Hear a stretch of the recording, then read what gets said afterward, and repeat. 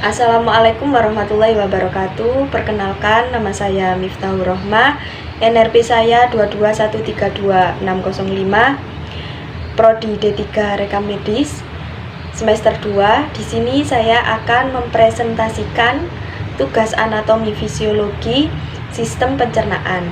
Dosen pengampu Bapak Henry Didiharto, Eskep, Nurse MPD. Nah, apa itu sistem pencernaan? Sistem pencernaan atau sistem gastrointestinal terdiri dari organ-organ pencernaan yang dibagi menjadi dua kelompok utama, yaitu organ dalam saluran pencernaan dan organ pencernaan pelengkap. Organ-organ saluran pencernaan meliputi mulut, esofagus, kerongkongan, lambung, usus halus, usus besar, rektum, dan anus. Sementara itu, organ-organ pencernaan pelengkap adalah mulut, kantung empedu, kelenjar air liur, hati, dan pankreas. Pencernaan manusia meliputi dua proses, yaitu secara mekanik. Proses pencernaan makanan dengan mengunyah dan ditekan sampai menjadi seperti bubur. Yang kedua, secara kimiawi. Proses pencernaan makanan dengan menggunakan enzim yang akan menghancurkan ikatan-ikatan senyawa kompleks yang ada dalam makanan tersebut. Enzim-enzim tersebut sangat dibutuhkan karena ketika masih dalam bentuk makanan utuh, senyawa di dalamnya masih dalam bentuk molekul kompleks atau makromolekul yang terdiri dari lemak, karbohidrat, protein, dan asam nukleat. Saluran pencernaan ada 8: mulut, faring, esofagus, lambung, usus halus, usus besar, rektum, dan anus. Di situ sudah ada foto dari saluran pencernaan. Oke, selanjutnya dimulai dari mulut. Mulut merupakan sistem pencernaan yang akan melakukan proses pencernaan paling awal. Di dalam mulut ada gigi dan lidah yang akan menghancurkan makanan secara mekanik. Di saat yang sama, enzim di dalam ludah kita yang dihasilkan oleh kelenjar ludah mulai memutus rangkaian-rangkaian polimer di dalam makanan. Setelah makanan yang dikunyah sudah cukup halus, muncul dorongan untuk menelan makanan tersebut. Proses menelan ini adalah tahapan kedua dari proses pencernaan, yaitu propulsi. Pada proses propulsi, makanan yang sudah hancur secara mekanik di mulut didorong lebih di saluran pencernaan. Faring, suatu kantong fibromuskuler yang bentuknya seperti corong, yang besar di bagian atas dan sempit di bagian bawah, serta terletak pada bagian anterior kolum vertebra yang panjangnya kurang lebih 14 cm. Terletak pada dasar tengkorak bergabung ke dalam esofagus, merupakan tempat persimpangan antara jalan pernafasan dan jalan makanan. Fungsi faring atau tekak. Yang pertama, berperan dalam sistem pernafasan, sistem pencernaan, juga dalam proses berbicara atau suara. Yang kedua, sebagai penyalur makanan dari mulut ke kerongkongan. Yang ketiga, sebagai penyaring pengatur tekanan, juga bisa mengatur kelembapan udara yang masuk. Yang keempat, mengatur tekanan udara antara lingkungan dalam telinga dan lingkungan luar tubuh. Yang kelima, tempat rangsangan bersin terjadi untuk mengeluarkan benda asing. Oke, lanjut ke kerongkongan atau esofagus. Saat menelan makanan, secara tidak sadar akan dilakukan gerakan peristaltik yang dilakukan oleh otot-otot saluran pencernaan. Pada gerakan peristaltik, otot-otot saluran pencernaan bergerak secara bergantian untuk mendorong makanan ke tujuan berikut.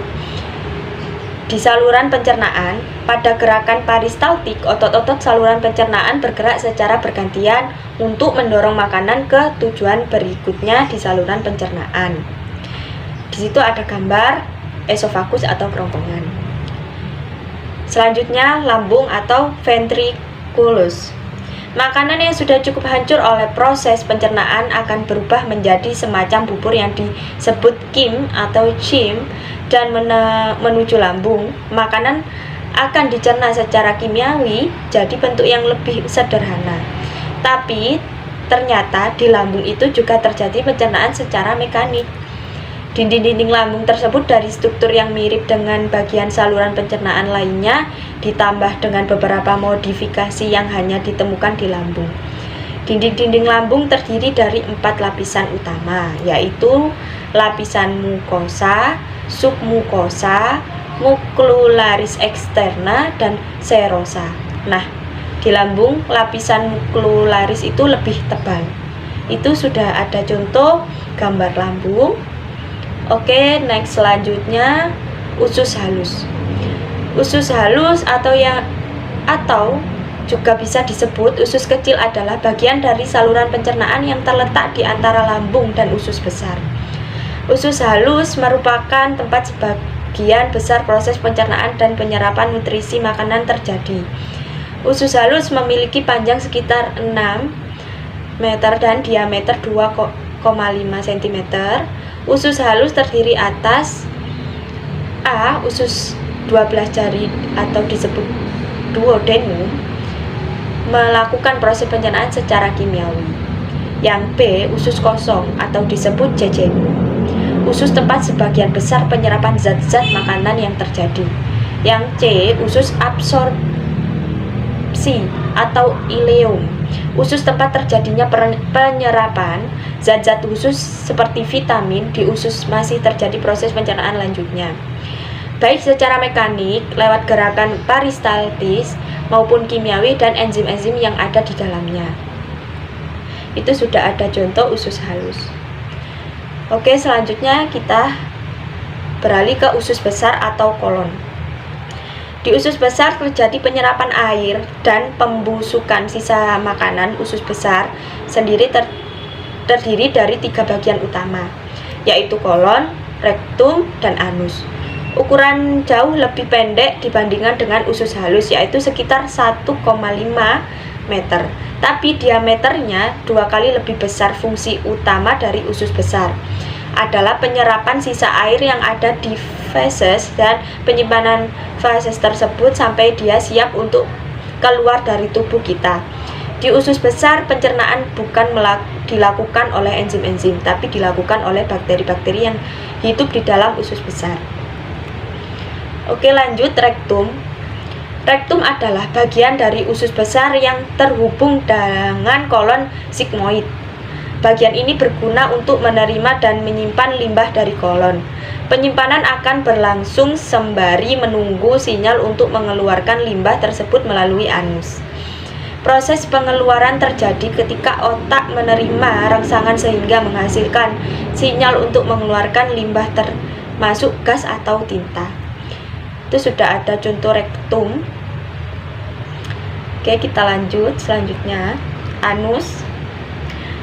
Anus adalah makanan yang sudah selesai diproses, harus dibuang agar tidak menumpuk di dalam tubuh. Maka dari itu, anus menjadi organ terakhir untuk membantu pembuangan sisa makanan atau defekasi.